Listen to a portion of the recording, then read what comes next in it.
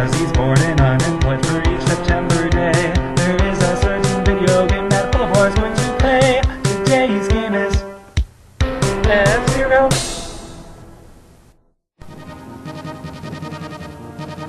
Everybody, this is Holavoir Plays, September 6th edition. And today we are playing a very simple game, but a very awesome history.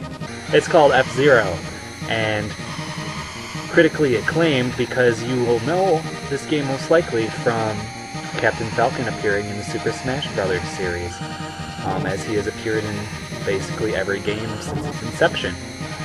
Now, there are a lot of people who are awesome and know F-Zero and Captain Falcon from previously, but I was one of those people who learned about Captain Falcon because of, well, as an unlockable character in Super Smash Bros.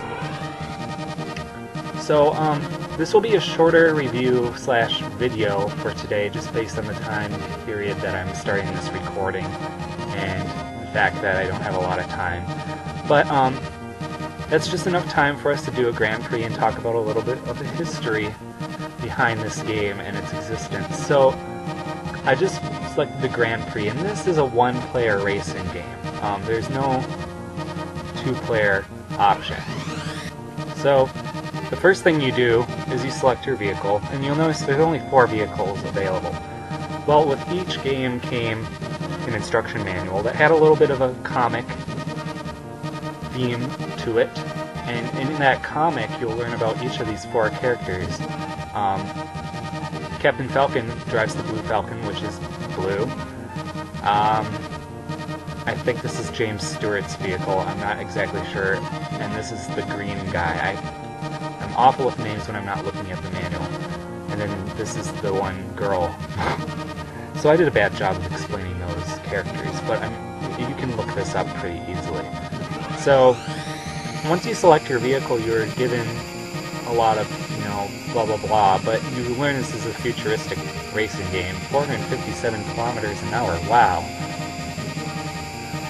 If you want to choose this car, you press yes, and then there are 3 leagues to choose from, each of which are sort of like Mario Kart, and as you progress the different Grand Prix in Mario Kart, you're progressing into leagues in this game.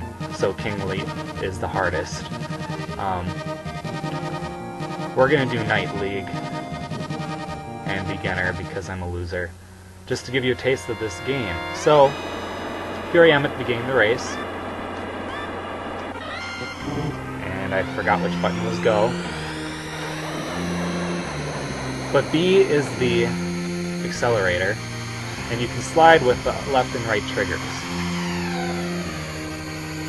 which becomes very important to gameplay. So as I'm racing here, let me talk to you a little bit more why this game exists. Nintendo wanted to develop a game that used the Mode 7 graphics that were a capability in Super Nintendo's history. Mostly because, up to this point, games weren't really 3D. They were more side-scrolling and 2D. And so this was a way to sort of mimic a 3D look. Some people would call it 2.5D. And others would say this is, full 3D. But it was one of the first games to use, well, it was the first game to use Mode 7 on the system. Now, was it developed this way? No. It just started out as a sort of a test of what it was capable of doing. And as the game sort of progressed, they turned it into a game and developed the F-Zero concept around the Mode 7 graphics. So we're playing a high-speed track, and yes, the graphics are completely laughable to today's standards, and Mode 7 has been sort of criticized for looking a little bit too flickery to today's games. And, playing this on my big screen, I would very much agree with that statement. I don't know if it would look any better on a smaller screen, but you do get a very heavy flicker, especially off the road here. But so a lot of Mode 7 graphics were criticized for that effect. But you have to figure at the time this was groundbreaking technology and development in the gaming world.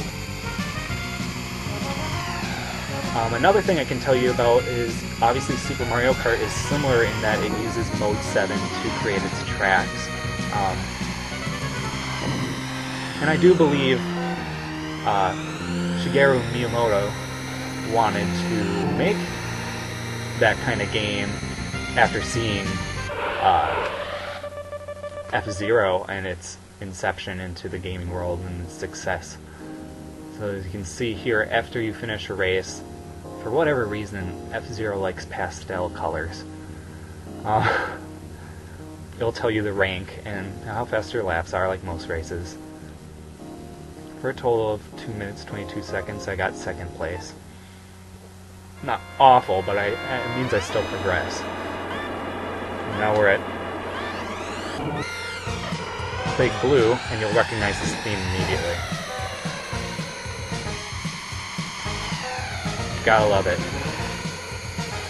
So a lot of the themes from this game were, remixed and redone in future iterations of the F-Zero series. Now it's interesting to note that there hasn't been an F-Zero game in quite some time. And for whatever reason, it sort of boggles my mind, because I would think, on the Wii at least, there would be some pretty interesting conceptual ideas that you could have used perhaps the Mario Kart wheel for, or just in general, using the Wii Remote to control these high-speed vehicles. But at the same time, is it a matter of controls, or is it just a matter of what will be profitable? And I don't know how profitable the F-Zero series was, especially on the GameCube, which was the last game. I do believe that, Jesus Christ, getting bounced against the walls is one of the worst things you can do with your kart, especially as you lose power, which is, in every F-Zero game, a very important part of staying alive and not crashing. But getting back to, when the next F-Zero game will be, who knows? Will there ever be another one? I sure do hope so. There's a lot they could do with the series, and there were a lot of characters they introduced since, these original 4. There's something like 30-some different drivers that have been in any of the games. But I don't know.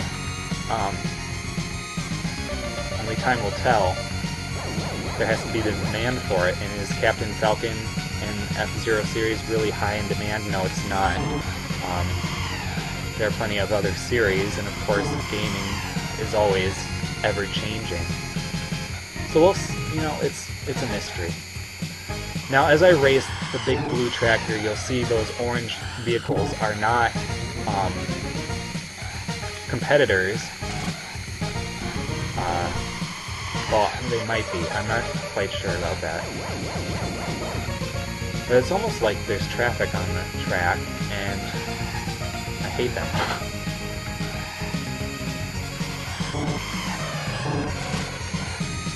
Now also in later iterations, you can knock characters off the track by using your L and R triggers. I don't think that works too well in this game, if at all. And then, like I said, your goal is to be in first place, like right here. But as each lap progresses, you must be at a certain rank in order to keep on racing, otherwise they will make you restart and you'll lose one of your lives in the bottom right corner. So I progressed to Sand Ocean now, and as you can see,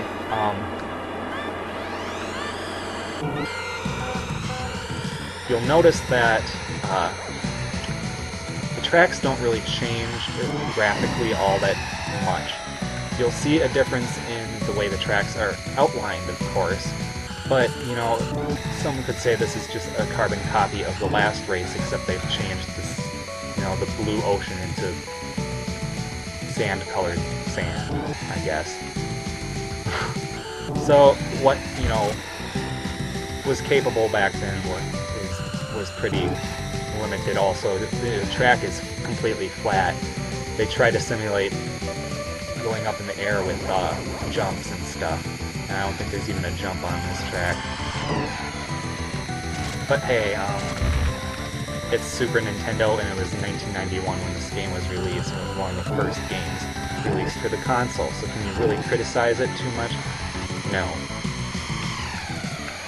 It is what it is, and it spawned a completely new series for Nintendo. This was around the time that Nintendo was doing a lot of good things in the gaming world and really, you know, making themselves profitable later down the road. But it's interesting, you know, F-Zero made its place in history for introducing Mode 7. Star Fox would make its place in history a couple years later by having the Super Effects graphics chip installed into the Super Nintendo cartridges. And that spawned a series. So it's sort of like, you know, a series that technologically revolutionize the series, or, you know, gaming as we know it, end up becoming actual game series. So is that something that we can continue with? And then of course there's the whole debate of whether console gaming will, you know, be profitable and stay existent. So it's a huge battle. I'd like to hear what you guys think about that, obviously. So as I continue racing, I'm not doing too bad actually, but again, as a beginner at first league, I've tried playing Queen League before, and I didn't do too horribly, but King League I have yet to beat. The difficulty spawns in that there's certain jumps that if you don't have a certain speed going into the jump, you won't make it over and you crash, and then you have to start the race over if you crash. So, you know, there's this one jump that I just could not get the speed because there was a turn ahead, and I ultimately kept dropping out, and for a while it kept me from progressing in this game. But of course I won't show you that, I'll just show you casual gameplay of this game today. As sort of an introduction to the F-Zero series for those of you who are not familiar where it began. And a lot of people aren't. So again, first place. It looks to me like I may have broken a lap record there on the second lap. That it's blinking like that. And then of course here again, they just changed sort of the graphics of the road, and I got a little bit... So that's interesting. There is a consistent... I mean, I think that's why the track's called Death Wind. There's a consistent wind coming from, you know, directions that affects the direction your cart wants to drive. I need that to blow up. So not hitting the sides is much more difficult on this race than the previous ones. And as you can see, I'm not pointing straight. I'm sort of at an angle. Well, I have to in order to go straight.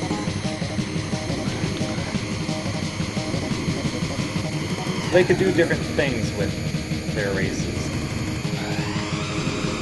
As you can see, sort of fun.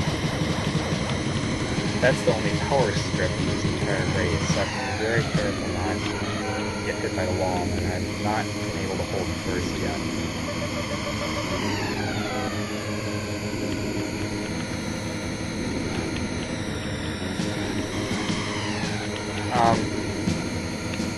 I don't know what else, there's not a whole lot more to say.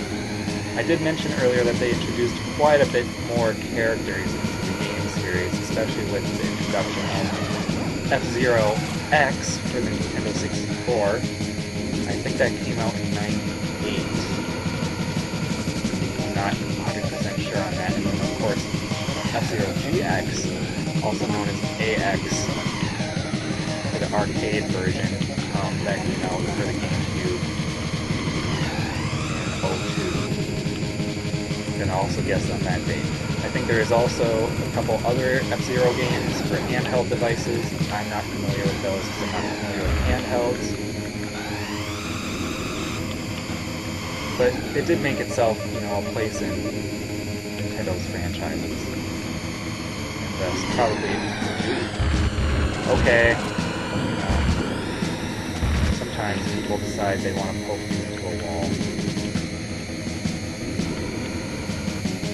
I might only get second place on this track. So yeah. Ooh, I blew up somebody. Oh well. No, you're not first. Yep, so second place. Again, I might have broken a record. No. I don't know what that was about then. And here's the final race of this league, Silence. If you hold down A at the beginning of this race, in similar fashion to Mario Kart 64, you will spin out before you can start. I may have doomed myself by trying to do that, but it seemed to work out fine. Actually, I'm not too familiar with this track. It's all 90-degree turns.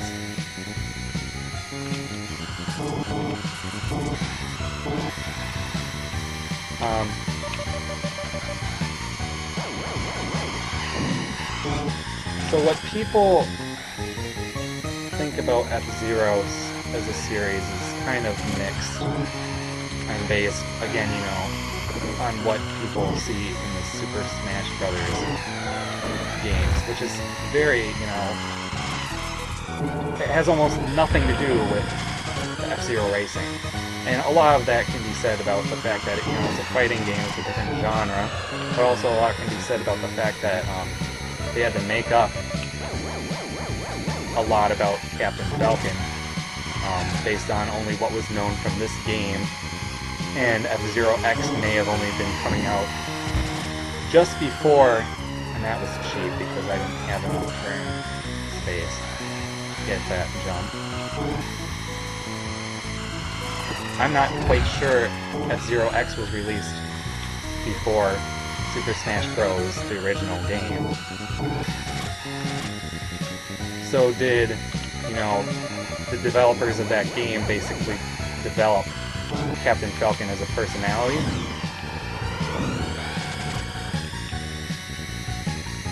That's a debate that could be...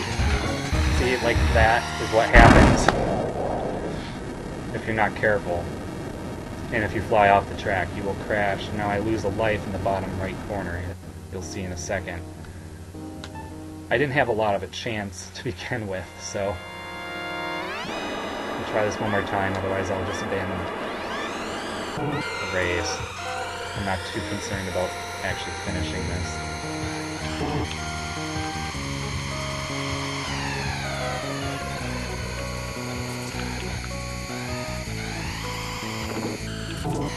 As long as I have first, I think I'll be able to control my turns a lot easier.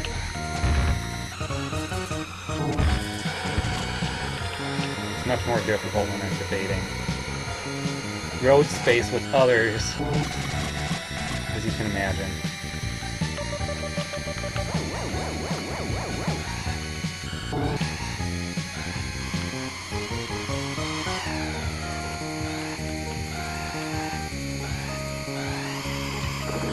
And if I can make half those jumps, I should be able to do just fine. So, the only mystery I need to solve now is to find out what exactly it looks like when you win first in a league on this game.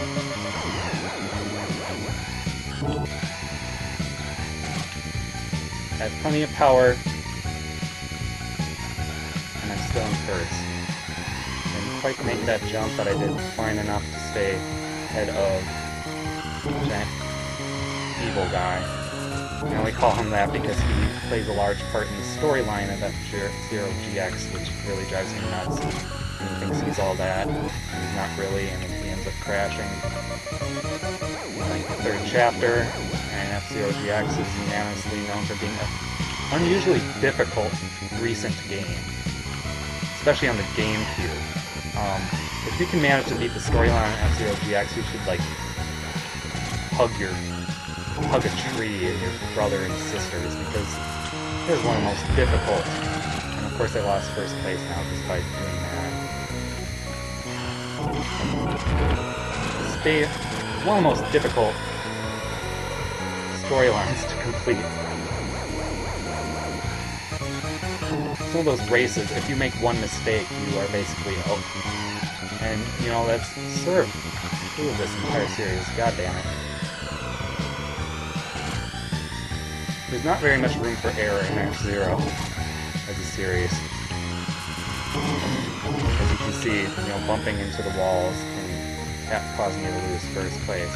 And I might not win this race, but I will. Yay! So first place for Captain Falcon. You get very twitchy turn driving graphics.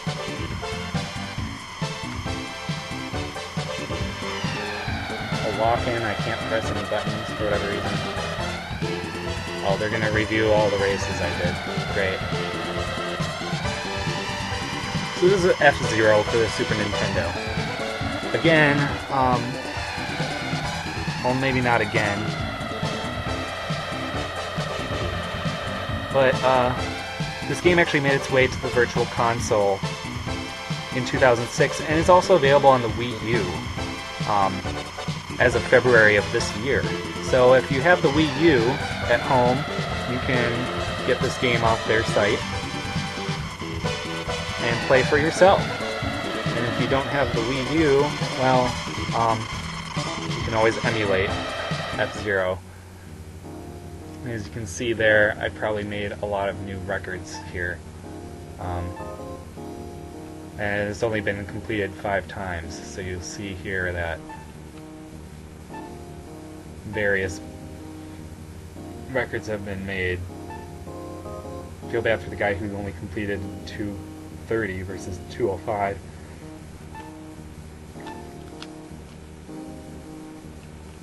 So yeah, that's F-Zero for you. Kind of primitive, but also, you know, a game that changed the way we looked at video gaming as a whole. So this has been Holavoir Plays. Thank you for watching. Have a great night.